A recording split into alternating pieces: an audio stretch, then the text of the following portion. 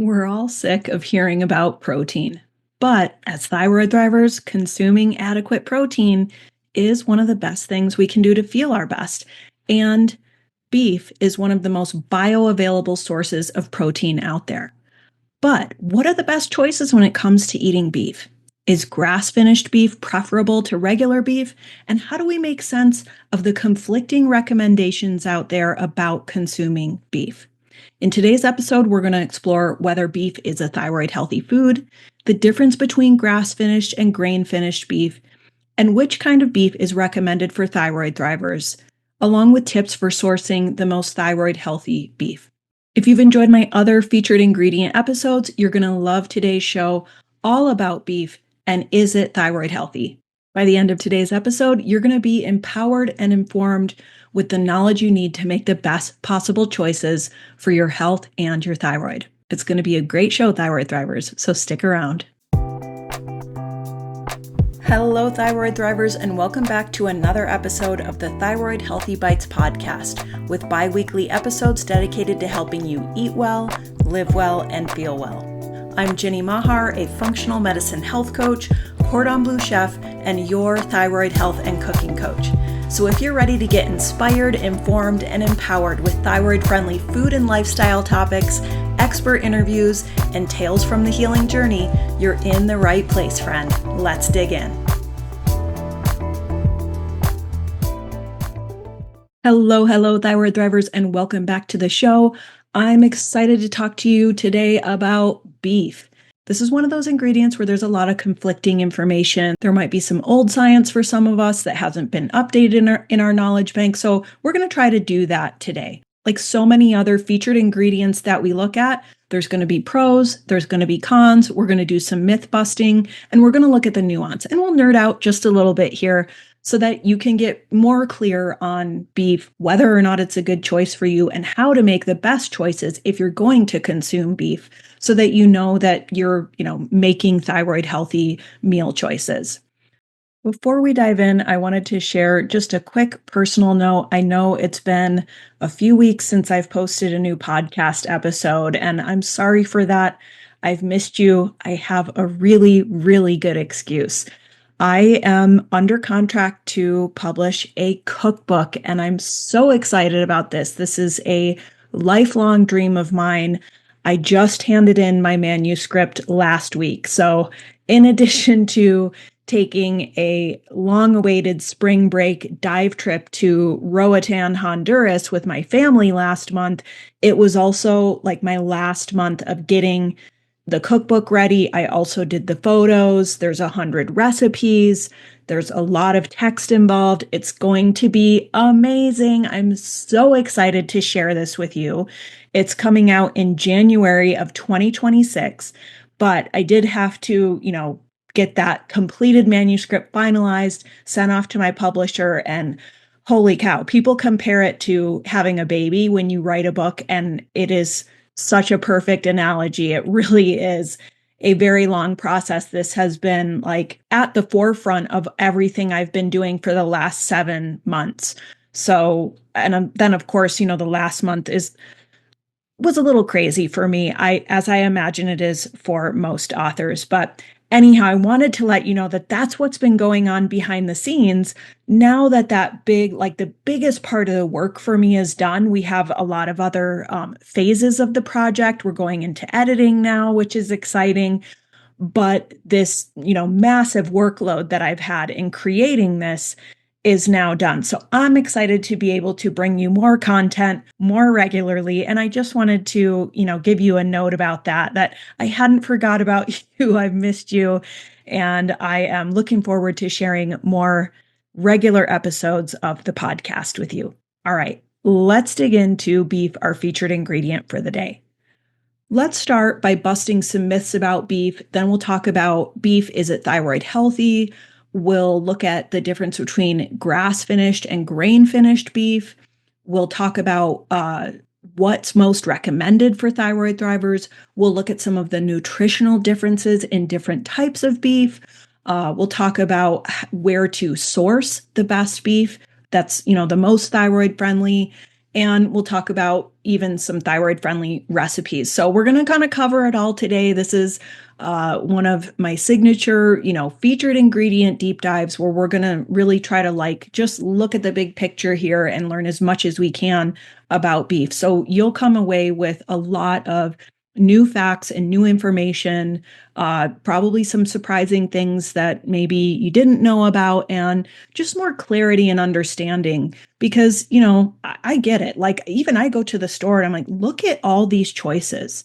You really have to be an informed consumer these days. And how do people know? Like, some of these labeling terms don't mean anything, and other labeling terms are actually very important. So that's what we're going to do today. We're going to cover all of that. So let's get started. We'll dive right into the fun stuff. We're going to start busting some myths about beef.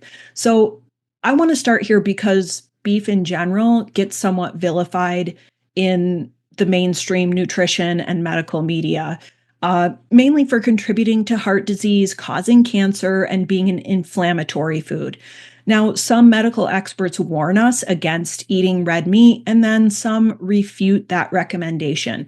And both sides are backing up their claims with scientific research. This is one of the, kind of tricky things about saying it's science or it's evidence-based. There's a lot of different evidence out there. And one PubMed article might point to, supporting one hypothesis, and then there's another one right on the heels of it that supports the opposite hypothesis. Again, with beef, there are nuances here, and there's things you need to know about, like, what are we even talking about? There are differences where, well, we'll get into that, okay? But one of the most pervasive beliefs about beef is that its high saturated fat content can raise your cholesterol and contribute to cardiovascular disease, also known as heart disease. But in 2010, they did a meta-analysis. So this is where they take the whole body of evidence and they analyze all the studies to look at basically it's a big picture, look. And they concluded that there is no scientific evidence linking saturated fat consumption to an increased risk of cardiovascular disease. What the researchers found is that a high sugar, high carb diet, and high carb as in processed food carbs, not healthy, colorful plant foods, okay? But a high sugar, high carb, processed carb diet is much more influential on our likelihood of developing heart disease than saturated fat. So eating cholesterol and saturated fat doesn't raise our cholesterol levels in the blood. Dr. Sarah Ballantyne, she's another ancestral nutrition expert and a medical biophysicist. She points out that additional factors in the diet, like vegetable consumption, can mitigate those risks that are associated with beef consumption. Another thing that Chris Kresser pointed out was insufficient and inconsistent evidence surrounding claims about beef contributing to colorectal cancer and heart disease. So that colorectal cancer one, I know that's one, I certainly have heard at my doctor's office. According to Chris Kresser, insufficient and inconsistent evidence surrounding those claims. Of course, there's some disagreement here. While nutrition experts may disagree on exactly how much beef or saturated fat is ideal in the diet, there is a growing consensus that nutritionally speaking, beef is not really the villain that we once thought it was. Is beef thyroid healthy, though? Let's talk about that. Let's look at this through our thyroid thriver lens. Getting the nutrients that we need, as we know, can be a huge factor in helping us feel better, feel our best, helping our bodies utilize our thyroid medication, helping us synthesize thyroid hormone and convert thyroid hormone and uptake thyroid hormone to the cells so we can have, a metabolism that's as close to normal as we can get, right? One of the biggest highlights of beef for us as thyroid thrivers is that it is a highly bioavailable source of several key thyroid supporting nutrients. So let's look at one serving. This is 3.5 ounces of beef. When you're talking about 3.5 ounces, probably about the size of the palm of your hand if you're a female, okay? Protein, 26 grams in one serving. That's pretty darn good, okay? Vitamin B12, a key thyroid supporting nutrient. It has 101% of the recommended daily value. Vitamin B6, 17% of the daily value. Iron, 13%. Zinc, 43% of the daily value. Selenium, very key thyroid supporting nutrient, 31% daily value. And tyrosine, which the thyroid combines with iodine to make thyroid hormone, it has 144% of the recommended daily intake. So each of these nutrients in some way, directly or indirectly, impacts our thyroid function, including our thyroid hormone production, conversion, and synthesis. One of the thyroid healthy highlights of beef is that it is a highly bioavailable source of protein, and protein is a key part of any thyroid thriver's diet. I know we're all sick of hearing about it. But not getting enough protein can suppress the thyroid gland and really zap your energy. But really not getting enough protein, period, can actually lead to hypothyroidism. Aside from directly impacting our thyroid function, there's several other reasons why protein is super important for us. Most of us with hypothyroidism are going to benefit from prioritizing protein in our diets and ensuring that we get enough protein and consuming it with every meal and snack, because it's going to help us maintain our lean muscle mass. It's going to help us balance our blood sugar. We also have increased demands for repair to our skin, hair, nails, joints, and other tissues. We are more prone as thyroid thrivers to hypothyroid myopathy or muscle weakness. Also, for the many of us who are, watching our waistlines and maybe trying to shed some unwanted weight, protein also just helps us feel satisfied. So that can help reduce our cravings. It can even boost our metabolism. It can just be a helper in our weight loss quest. And protein contributes to our ability to convert inactive T4 thyroid hormone into active T3. Finally, the last thing I'll mention here, and I know there's other benefits, okay, but the one thing I want to include in today's show is just that protein really does help with our gut health, and it supports our body's built-in detox pathways. And we have to remember that about 20% of T4 to T3 thyroid hormone conversion happens in the gut, and another 60% happens in the liver. So we got to support those things. We have to, as part of thyroid-friendly food and lifestyle, supporting our gut and supporting our body's built-in detox pathways, including and especially the liver, is one of the best things we can do for ourselves as thyroid thrivers. Circling back to beef, with so much protein, plus all of those key thyroid supporting nutrients, there's really a lot to like about beef. But like any food, how much we consume and how that food was produced is going to make a difference in just how thyroid healthy that food may be. So let's shift into that and explore some of the differences here and what's recommended for us specifically as thyroid thrivers. And here's where we're going to get into some of the terminology. So grass-fed, grass-finished, grain-fed, grain-finished. What is the difference between all these different types of beef so that we know what to look for when we are at the store? All cows eat grass. Okay, grass is a cow's primary natural diet. And again, all cows eat grass for the first part of their lives. It's when they reach the stage of being ready for processing, which is typically when they're about 1 year old, that there's a fork in the road. And which fork the cows take is going to determine whether they are sold as grass-fed or regular beef. So some cows, most cows, are finished with grain, while some are not. And it's that finishing process that's going to produce a different result in the product you put on your plate, in the taste, and in terms of nutrition. So when you hear the term like grain-fed beef, what that actually means is that the cow was finished with grain.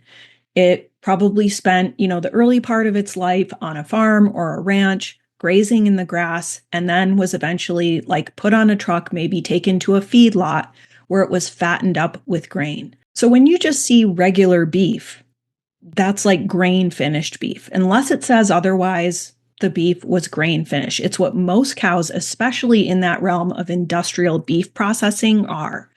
So before that grain finishing process, cows are spending their lives grazing on grass. They're in pastures. They're, on a farm, on a ranch. Sometimes they might be given additional hay, which is also a grass. But grain-fed cows are then sent to feedlots for the last maybe 3 to 6 months of their lives. And that's where they're fattened up on this diet of grains consisting primarily of corn and soy. So almost all of the beef that you buy at the store is grain finished, unless it says otherwise. That is like the norm. Then we have grass-fed beef. Grass-fed, I use both of these terms mainly because grass-fed seems to be like the terminology that's more common. You just see it more on labels, but the more accurate term is grass-finished.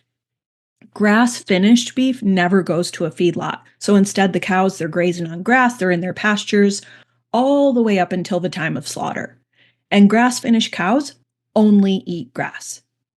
And of course, they also eat cow's milk when they're calves. The point is that the animals are consuming their natural diet in their natural environment for the duration of their lives. Grain is not really a part of a cow's natural diet.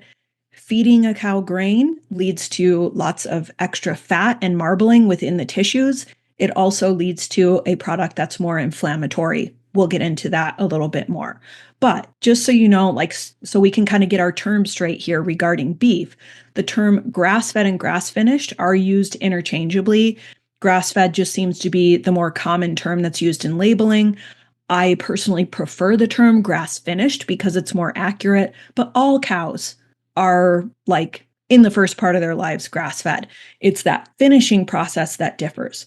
But for your purposes, when you're at the store, when you see grass-fed or grass-finished on a label, that means that the beef has not been fattened on grain or sent to a feedlot and then fattened on grain. And if you're in the know about any of this, you probably also already know that grass-finished beef or grass-fed beef is what's recommended for thyroid thrivers by the vast majority of thyroid experts. For anyone really who's looking to heal, to minimize inflammation in the body, to optimize their health and vitality, grass-finished beef is the beef of choice. So let's talk a little bit about why that's the case. Grass-finished beef is actually higher in antioxidants and those anti-inflammatory omega-3s than grain-finished beef. It also has lower amounts of fat overall, and it has a healthier fatty acid profile. So there's a lot of debate about just how nutritionally superior grass-fed beef is, as in how much of a difference is there, but it does seem consistently clear that it beats its grain-fed competition. Grain finishing, again, it makes the beef fattier. For the consumer, it means you've got a really juicy, tender, well-marbled steak that's easy to cook, right? That fat is going to baste the steak. It's going to be a little bit more forgiving. It's not going to get dry so easily or overcooked so easily. It's going to have that really rich, fatty mouthfeel because of all that fat marbling. And while it makes for, that nicely marbled steak, it also results in a nutritionally different, and some experts feel a nutritionally inferior product. Because while grain finishing might be economically beneficial for, the people who are selling the beef, it's how we can get a lot of beef to market cheaply, fatten the beef up cheaply. The bigger and fatter the cow is, the more poundage they can sell at the market. But it's not ideal for the cows. And ultimately, it's not ideal for the people eating the cows. What happens is that cattle become sick and diseased on these feedlots. And because they're all crowded together, they require more antibiotics to keep them healthy during that time. And confining cows that way, it's really stressful on the cows. Also, that rapid weight gain, because of their, the grains that they're being fed, is also stressful on the cows.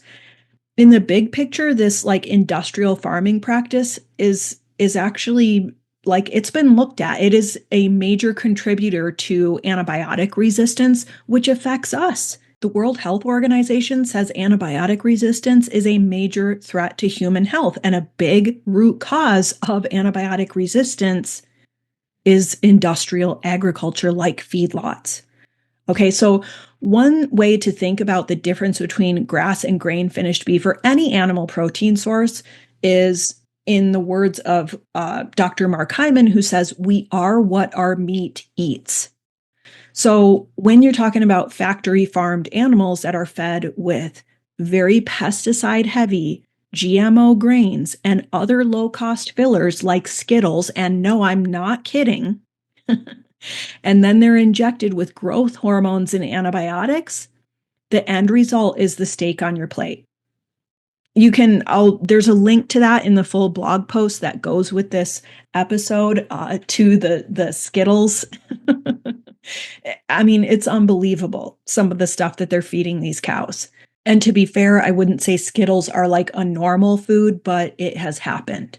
And nonetheless, even just the GMO grains that are, heavily saturated with industrial agricultural chemicals, all of that, it trickles down into our bodies. And those industrial agricultural chemicals are a proven threat to the thyroid. So, you know, again and again, it's like that web, right? The way that our food is raised affects ultimately how we feel. It affects our health. So the takeaway here, the basic takeaway is that when you put a factory farmed grain finished steak on one plate versus a pasture raised grass finished steak on the other, it's a different end product. And it's no surprise that grass finished beef is considered superior for health. It kind of just makes logical sense. And that logic applies to most of the animal protein recommendations for thyroid thrivers. What do we always hear? Grass-fed beef or bison or wild game as opposed to factory farmed feedlot beef. We hear about pasture-raised pork or poultry as opposed to factory farmed pork or poultry. We hear about wild-caught seafood as opposed to farmed fish, although some fish farms are better than others. But the bottom line is that if your goal is to maximize nutrition and minimize inflammation and avoid toxins that can impact your thyroid function and overall health, grass-fed beef is clearly where it's at. Hey, Thyroid Thrivers, Jenny here. I just want to pop in with a quick message that if you're listening to today's show and thinking, I'm ready to learn more about this thyroid healing journey, about what foods to eat, what foods to avoid, one of the best ways to do it is to sign up for my free thyroid-friendly grocery guide. This features over 130 delicious, colorful, nutrient-dense foods we can eat. So this list is gluten-free, dairy-free, soy-free, refined sugar-free, and free of processed foods. Because there can be a lot of emphasis, especially when we're starting out, on all that we can't have and all that we're supposed to avoid. But really, the purpose of thyroid-friendly eating is to incorporate more of the good stuff. So to grab your copy instantly of the Thyroid Friendly Grocery Guide, you can go to hypothyroidchef.com/grocery. I'll send you the guide and you'll also get put on my free weekly newsletter. So you'll get fresh recipes, you'll get updates on the podcast, you'll get personal notes from me, special discounts, and all kinds of goodies that I send out to my mailing list for free just once a week. So go ahead and grab that at hypothyroidchef.com/grocery. Okay, back to the show.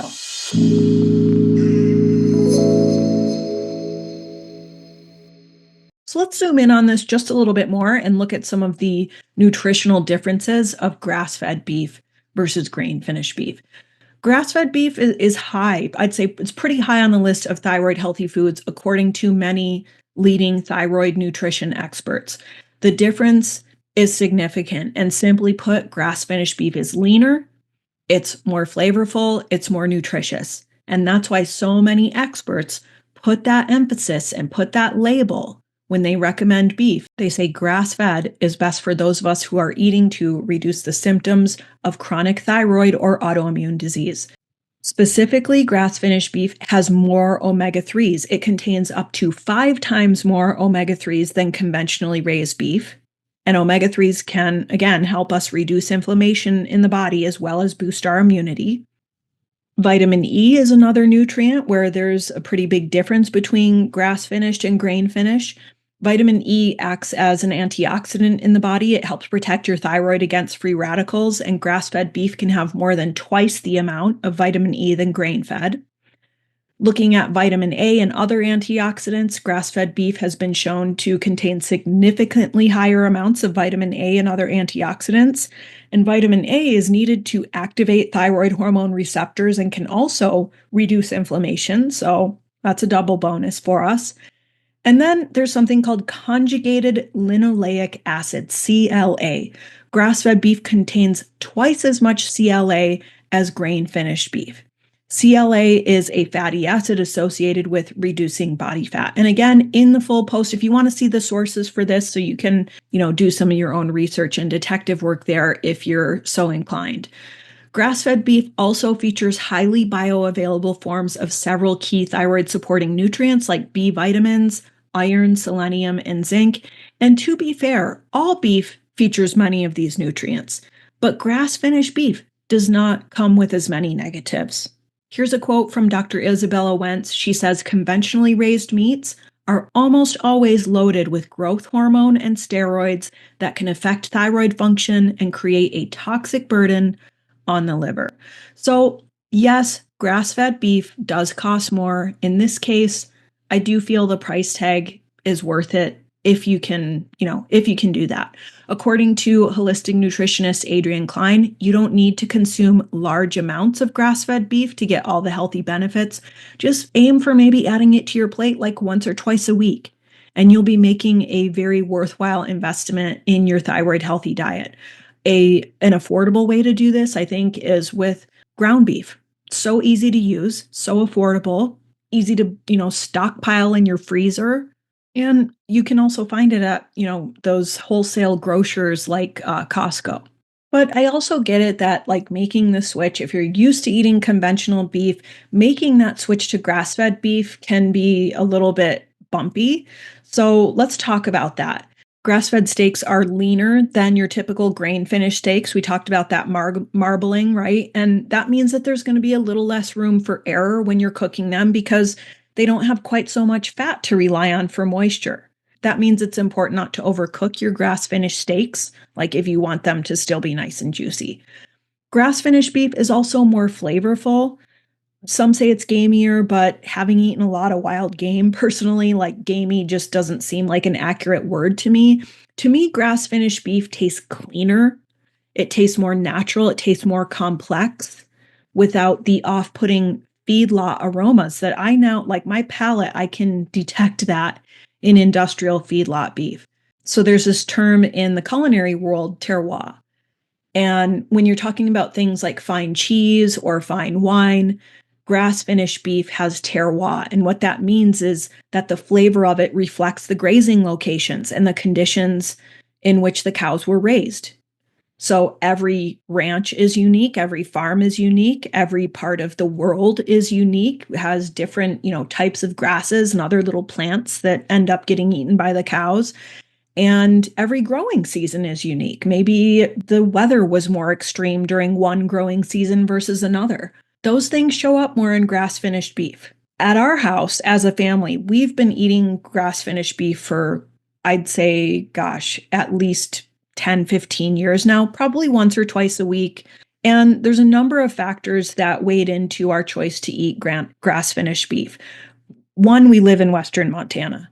We're kind of spoiled here with very, very good choices. Most of the beef we eat is literally like the next hill over from where our house is. We drive there. It takes 10 minutes to get to the ranch where most of our beef comes from in the car, and we can buy it directly from the rancher, which I get it. We're lucky. And living here, it's important to us to support our local farms and ranches. We really prioritize our grocery spending. We feel like it's important. We feel like it's important for our health. We feel like it's important as citizens. We feel like it's important in the bigger picture. It's important for my autoimmune disease. It's important for what we want to teach our son. It's important to, just trying to make healthy food choices. Also, my husband, Noah, grew up on a cattle ranch in Wyoming. So this is kind of in his blood. Like beef is like, it's very interesting, that culture. It's like a big thing where he comes from. And it also gave him a very intimate understanding raising cows, sometimes sending those cows off, other times, doing their own butchering. They also on the ranch had a butcher shop that processed uh, the ranch's beef and like other wild game stuff. So he grew up like with a very, very intimate understanding of where our food comes from and how that terroir, the landscape, the plants, the sagebrush covered hills, how all that affects what ends up in the steak and on your plate. Beyond all of that, beyond all those, big picture, like value based reasons, we just really prefer the flavor of grass finished beef. And like I said, like factory farm beef, it just, to me now, it tastes either bland, it tastes excessively fatty, or it tastes like unappealing. Like I detect some off-putting flavors in it now.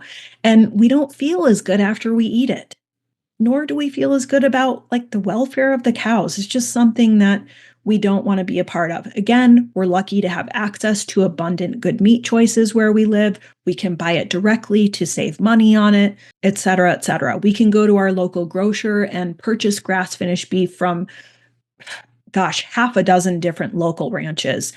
We've gotten to know the beef from each ranch and we have our favorites. Like they taste different. You can taste it. And I love that. I love that about it, that it is like a fine wine or a fine cheese where you can actually taste the landscape and the difference.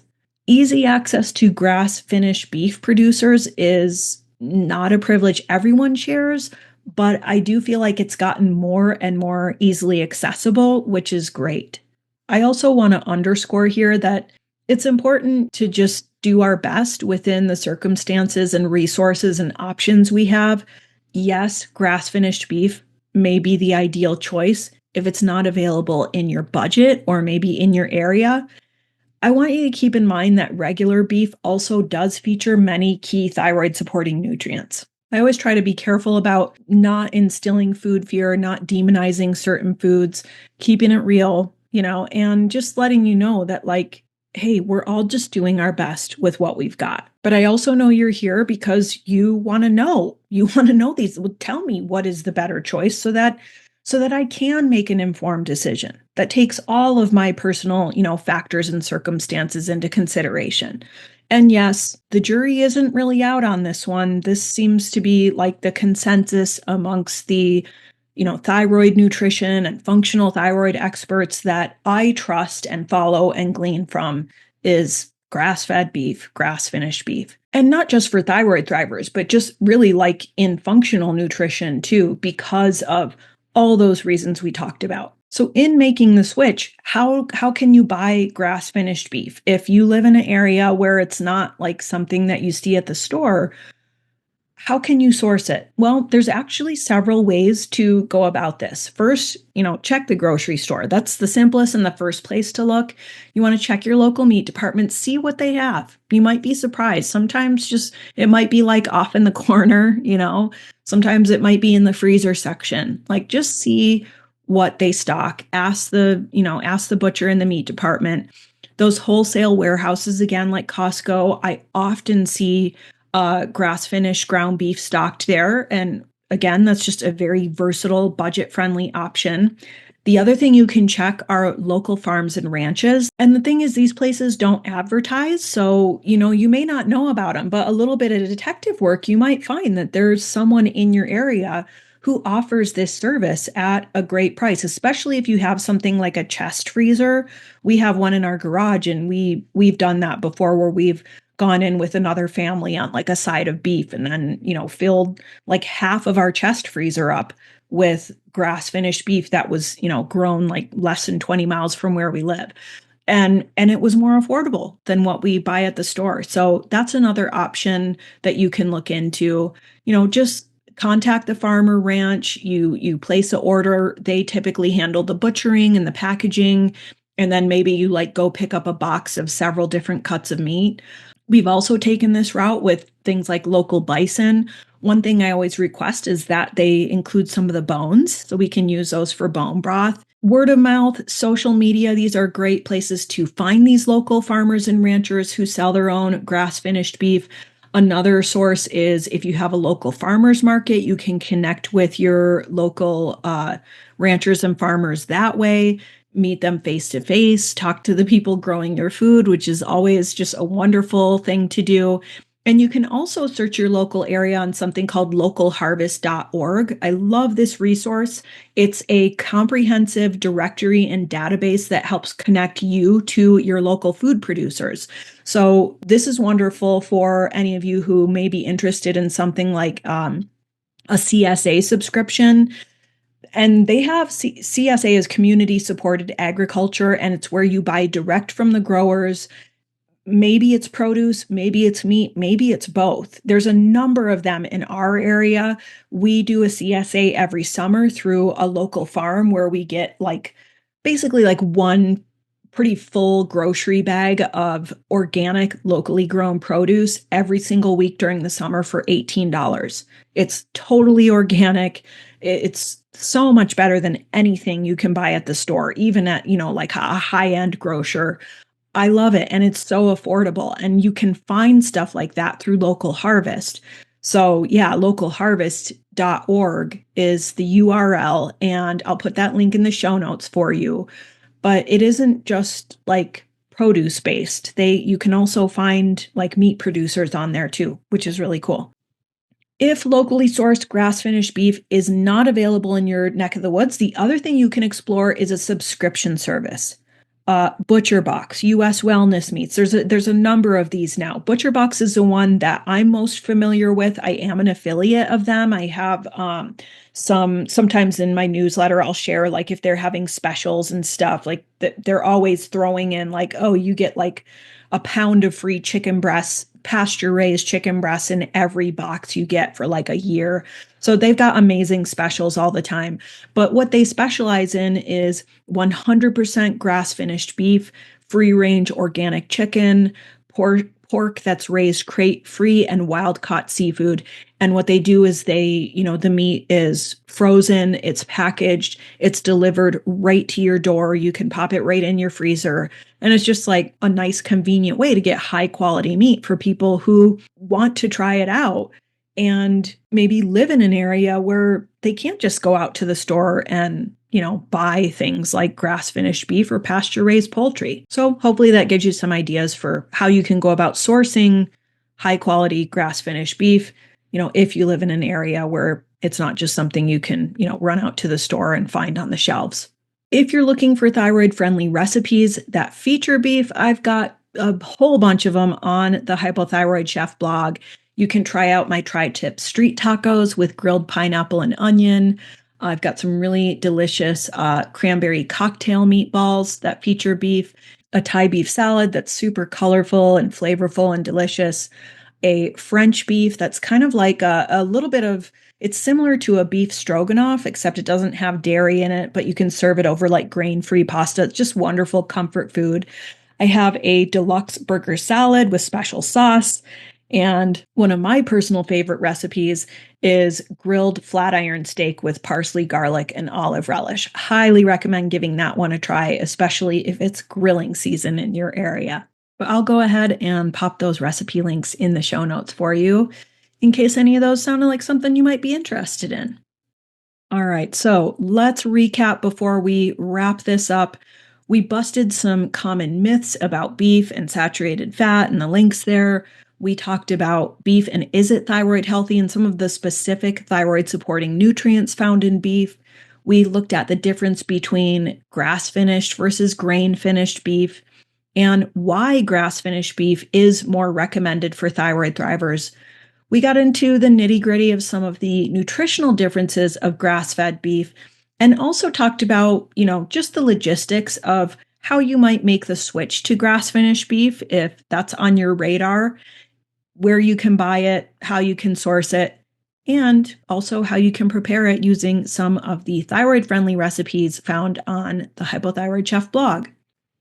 As I really got super submerged into the depths of research for this podcast episode and blog post, What I really learned is that not only are the processing methods different that bring the beef from farm to plate, but the nutritional differences are really significant enough that to say something accurate about beef really requires that we provide some context regarding which type of beef we're talking about, grain finished or grass finished. And ultimately, what I came away with is the conclusion that factory farmed, grain finished beef and pasture raised, grass finished beef are so different that they should almost be categorized as different foods.